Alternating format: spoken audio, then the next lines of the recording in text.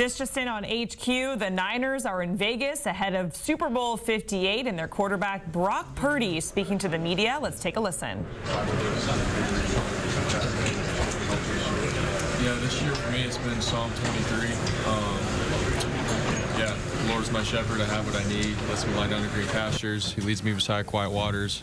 Then it goes on. But for me, you know, playing this game, playing this sport, there's a lot that goes into it, and you know, it's easy to get wrapped up in, you know, wanting and feeling like wanting to be loved, you know, obviously by your teammates and everybody, but like the world. And so for me, like in that passage, it's talking about, you know, I already have what I need from the Good Shepherd and Jesus. So I don't know, I've just been studying Psalm 23 throughout the whole season, and been going back to it. It's what I start off with actually every single day. I just read off Psalm 23 to myself before I start off with some solitude, and then I go about my day. Talked to your dad a couple days ago. He said he prays his guts out when he watches you play.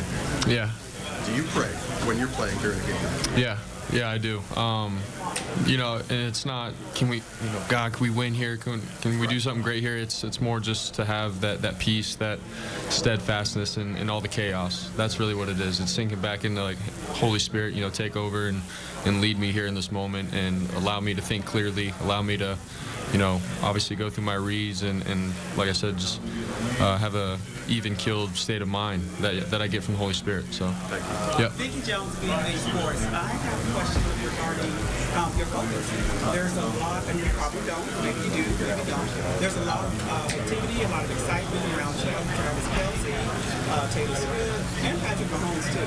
How do you stay focused on your game, no matter what's happening in paparazzi, in media, and what's talking?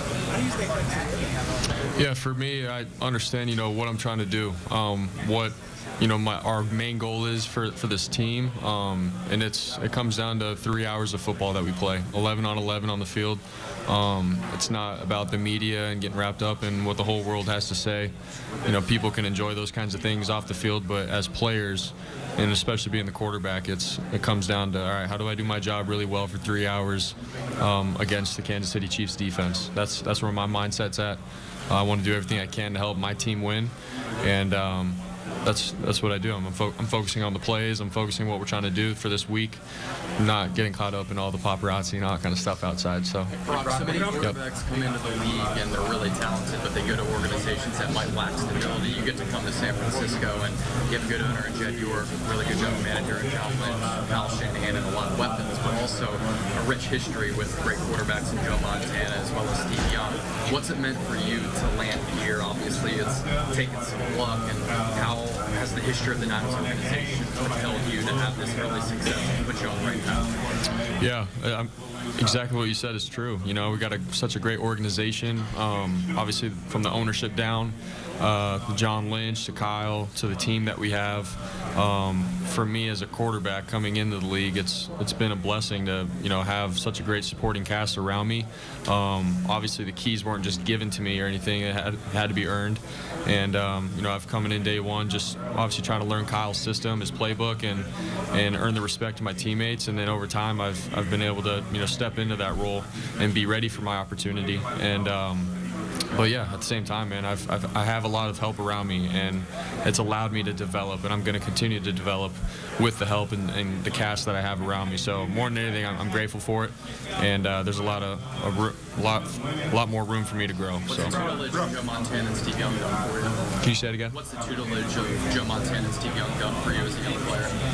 Yeah, I mean, obviously just what they've done, you know, for this organization, the history. For me as a quarterback, it's like, all right, you know, there's obviously some big shoes to fill, and I'm not going to compare myself to them or anything, but, you know, they've set the standard for winning in this organization. When you look at the 49er logo, you think of success and Super Bowls because of those guys. And so that's, you know, something that I have in the back of my mind, like, all right, there's a standard here. And then at the same time, when I talk to them, they've been so great to me and supporting me and everything. And when you talk to them, when you're in their presence, you're obviously in the presence of greatness. You know, they got the job done, and so definitely makes you think like, all right, let's step it up, and obviously let's live up to the standard that they set. Can you say it again? What have Steve and Joe shared with you? You said, based on the advice just briefly talking to Joe, it's been just pretty simple, just in terms of, you got a good team around you. Just obviously go through your reads and what Kyle is calling and trust in Kyle. You don't need to be this superstar or anything. You can go out and just do your job, do it well, and you got a good team around you, and you guys can win that way.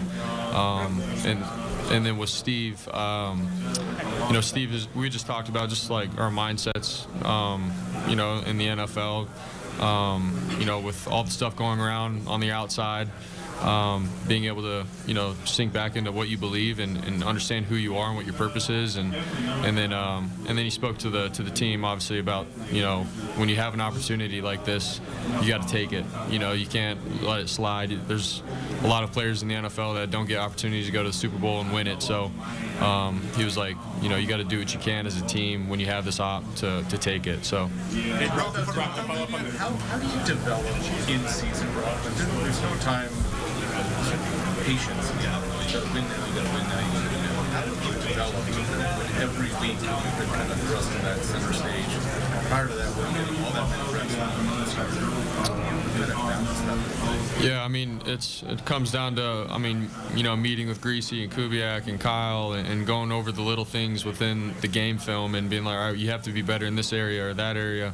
And then you just attack it, throughout the week at practice, mentally on my own when I'm watching film, and understanding there's no room to, all right, you can lose a couple games and, we'll get back into it. Every game is so crucial and critical. Every rep is so crucial. And so I understand that. I understand also that you can't play a perfect game. You're going to mess up.